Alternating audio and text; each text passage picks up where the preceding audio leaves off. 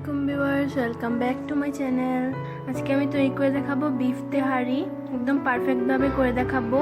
তো চলুন আমার রেসিপিটি শুরু করা যাক। সো তেহারিটা রান্না করার জন্য প্রথমে মাংসটাকে মশলার সাথে ম্যারিনেট করতে হবে। এজন্য আমি এখানে গরু মাংস নিয়ে নিয়েছি 2 কেজি পরিমাণে গরু মাংস। দেখুন এরকম ছোট ছোট সাইজে করে কিউব করে কেটে নিয়েছি। আপনারা যে কোনো সাইজে কেটে নিতে পারেন, তবে এই সাইজে কেটে নিলেই ভালো হয়।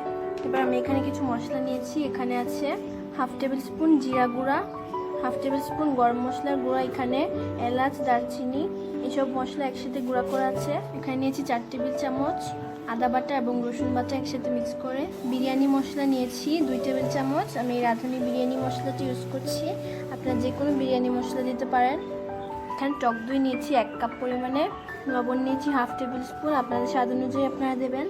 কাঁচামরিচ বাটা নিয়েছি 1 টেবিল চামচ, এটা আমি ব্লেন্ডারে ব্লেন্ড করে নিয়েছি।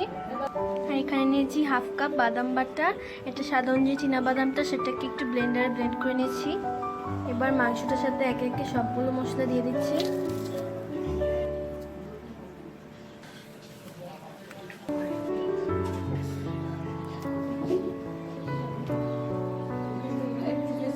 এবারে সবকিছু একসাথে ভালোভাবে মেখে নিতে হবে। আর মাংসটা মাখার আগে এর মধ্যে দিয়ে দিচ্ছি আমি আরো 1/2 কাপ পেঁয়াজ বাটা। এবার এগুলো মেখে নিচ্ছি, হাতের সাহায্যে ভালোভাবে মেখে নিতে হবে যাতে মশলাটা মাংসের সাথে ভালোভাবে মিশে যায়। এটা মাখা হয়ে গেছে। এবার এটাকে ম্যারিনেশনে রেখে দেবো 20 মিনিটের জন্য। প্রায় 20 মিনিট পর মাংসটা ম্যারিনেট করা হয়ে গেছে। এতে করে মাংসটার ভিতরে মশলাটা খুব ভালোভাবে যাবে। এবার মাংসটা রান্নার জন্য আমি চুলায় একটা হাঁড়ি বসিয়ে নিয়েছি। এর মধ্যে দিয়ে দিচ্ছি তেল, 1/2 কাপ পরিমাণে সয়াবিন তেল দিয়ে দিলাম। এই তেলটাতে আমি পেঁয়াজ বেরেস্তা ভেজেছিলাম। এই পেঁয়াজ বেরেস্তার একটা ভিডিও কিন্তু আমার চ্যানেলে আছে, আপনারা চাইলে সেটা দেখে নিতে পারেন। এবার এর মধ্যে আমি পেঁয়াজ কুচি দিয়ে দিচ্ছি 1/2 কাপ পরিমাণে, একটু নেড়ে ছেড়ে দিলাম। এবার আমি এর মধ্যে তেজপাতা দিয়ে দিচ্ছি একটু ছিঁড়ে, দিয়ে নেড়ে ছেড়ে দিলাম। একটু নেড়ে ছেড়ে দেওয়ার পর এটা বেশি ভাজতে হবে না, জাস্ট একটু নেড়ে ছেড়ে দিলেই হবে। এবার এর মধ্যে দিয়ে দিচ্ছি ম্যারিনেট করা মাংসটা, এটা দিয়ে একটু নেড়ে ছেড়ে দিচ্ছি। এবার আমি এর মধ্যে খুব সামান্য পরিমাণে পানি দিচ্ছি, 1/4 কাপের মতো। পানিটা বেশি দিতে হবে না, মাংসটা থেকে এমনিতেই পানি বের হবে। দিয়ে একটু নেড়ে চেড়ে দিচ্ছি।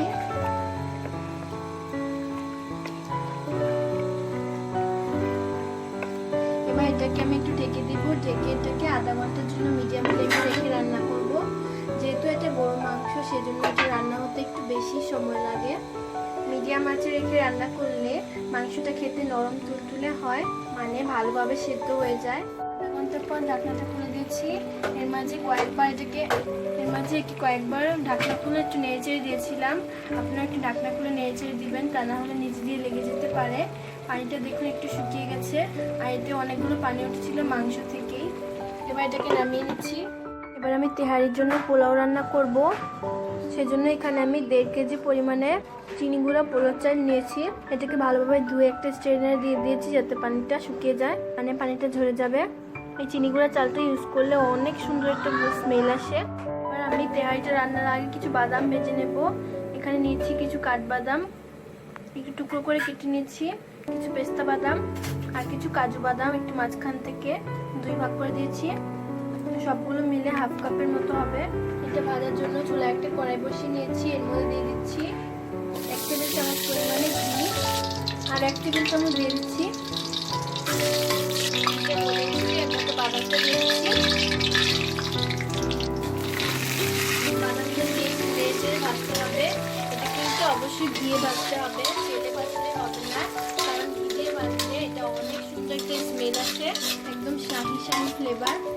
2-3 মিনিট একটু নেড়ে ভেজে দিলাম। দেখুন এখন এটা গোল্ডেন ব্রাউন কালার হয়ে গেছে, এটা ভাজা হয়ে গেছে। এবার এটাকে উঠিয়ে নিচ্ছি, উঠিয়ে একটু সাইডে রেখে দেবো।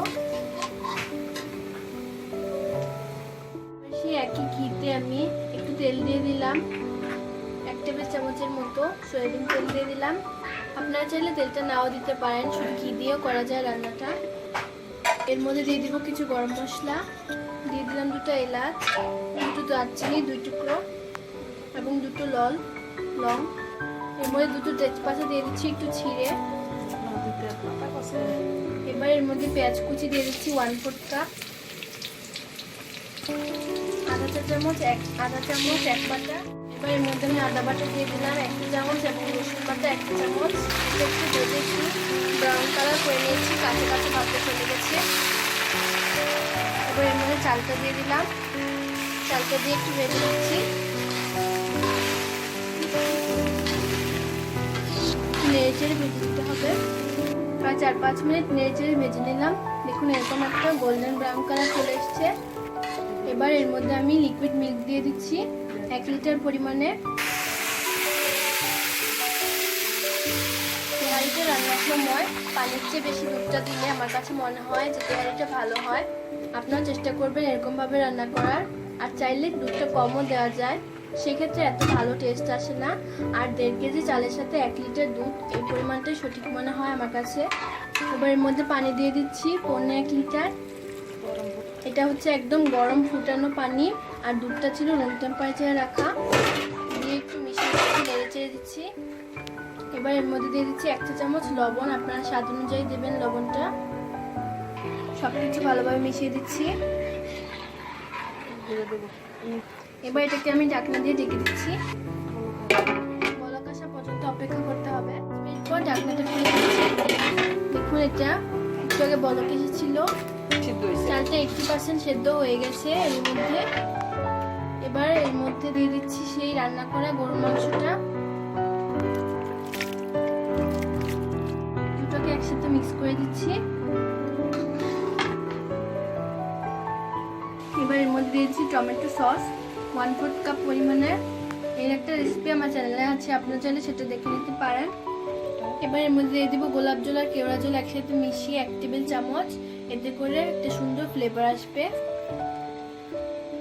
এগুলো একটু নেড়েচেড়ে মিশিয়ে দিলাম। এবার এর মধ্যে সেই ভেজে রাখা বাদামগুলো দিয়ে দিচ্ছি। এবার এর মধ্যে কিশমিশ দিয়ে দিচ্ছি 2-3 টেবিল চামচের মতো।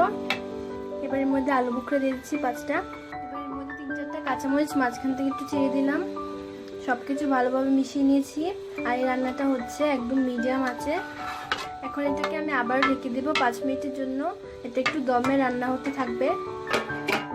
দমে দেওয়ার আগে নিচ থেকে একটা তাওয়া দিয়ে দিয়েছিলাম, কারণ এটা লো বটম একটা প্যান। আপনারা যদি হেভি বটম কোনো প্যান ইউজ করেন তাহলে নিচে তাওয়া দেওয়ার কোনো প্রয়োজন নেই। আর লো বটম প্যান ইউজ করলে অবশ্যই দিতে হবে, তা না হলে নিচ দিয়ে লেগে যাবে। এবার এটাকে খুলে দিচ্ছি। প্রায় 5 মিনিট হয়ে গেছে। এবার এটাকে একটু নেড়ে চেড়ে দিচ্ছি। দেখুন এটা কত সুন্দর হয়েছে। এর মধ্যে লবণটা আমার কাছে একটু কম মনে হচ্ছে, এর মধ্যে এবার একটু অল্প পরিমাণে লবণ দিয়ে দেবো। আপনারা একটু স্বাদটা দেখে নেবেন ঠিক আছে কিনা, তারপর দিয়ে দেবেন লবণটা। এবার এর মধ্যে আমি ঘি দিয়ে দেবো। নামানোর আগে অবশ্যই ঘিটা দেবেন 1 টেবিল চামচ পরিমাণে, এতে করে অনেক সুন্দর একটা স্মেল আসবে আর একটা শাহি ফ্লেভার আসবে। দিয়ে একটু নেড়ে চেড়ে দিচ্ছি। দেখুন এটা কত ঝরঝরে হয়েছে, আর এটা যখন সার্ভ করবেন তখন এটা আরও ঝরঝরে হবে। বিরিয়ানিটা কিন্তু এখন একদম রেডি। এবার এটাকে আমি চুলা থেকে নামিয়ে নিচ্ছি। আমি এটাকে নামিয়ে নিয়েছি। আর নামানোর আগে আমি একটু পেঁয়াজ বেরেস্তা দিয়েছিলাম, তাড়াহুড়োর মধ্যে সেটা দেখাতে ভুলে গেছি।